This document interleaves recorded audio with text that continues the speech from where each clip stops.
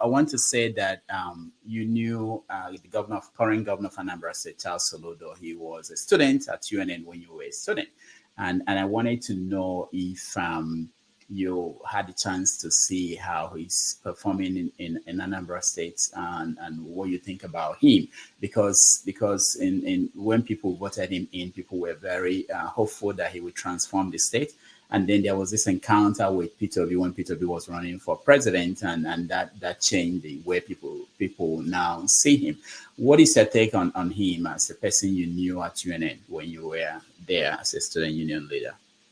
Well, I don't remember him as being particularly progressive, because, but I don't remember him as being conservative either. That we were kids back then, some of these kinds of things did not as yet cross our minds in terms of leading the country later on. We were very much concerned with, how do you get taxis coming into the campus, and what about safety, and do students get served well in the cafeteria, or do they starve when they go to the cafeteria? Those were the little things that we were concerned with, and people, of course, also wanted the power and the publicity for themselves. But I think the question of perception is misleading, isn't it? How CC Soludo, we call him CC, you guys call him Charles, we still call him CC. That's how we knew him back in the day.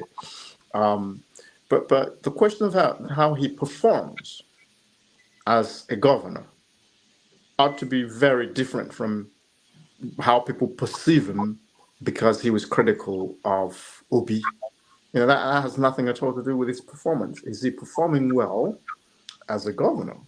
Is he performing well with rural development or urban advancement? Is he performing well providing jobs, industry? Is he performing well with the economy? Is he making the right decisions as far as the education of Anambra State children is concerned? Those are the things that matter. It's what he thinks of will be, what he doesn't think of will be, should be inconsequential. But of course, it's part of the conversation. And I actually think that he has a right to be critical of anyone he chooses to be critical of if he's making a good argument. And the spat wasn't very interesting to me. It was about, who should contest what, who should be a candidate of what, or I told you to remain in the party and you left the party and you moved to another party and now you want to do this and do that. You're not the leader of the Igbo. I ought to be the leader of the Igbo. And those are inconsequential things that shouldn't really preoccupy an entire group of people. So it's not something that I paid much mind, other than I thought that the Obi followers were being mindless, and quite honestly, many of them were being stupid. So that's what I thought about it at the time. That he had a right to be critical if he had a good point to make, and I think Obi understood that. He even said so. That his younger brother had a right to be critical if he wanted to be critical, if he made a good argument, that he took no offense with Soludo being critical. But of course, there's this whole ethnic thing of, this is our man, so you dare not be critical. Obi is our shining, our knight in shining armor. And who are you? We had that attitude also about Zik back in the day. How dare you, criticize Zik? How dare you criticize Chinua Achebe?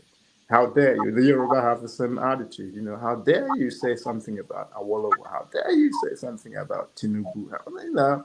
It's all this cult of personality that has its roots in ethnic loyalty and has nothing at all to do with scrutinizing people's policy positions and record. You take Obi, for instance, what was his record as a governor? That was something you didn't dare bring up without making tons and tons of enemies. What was this? This is for someone who's running to become president of the country. What was his record?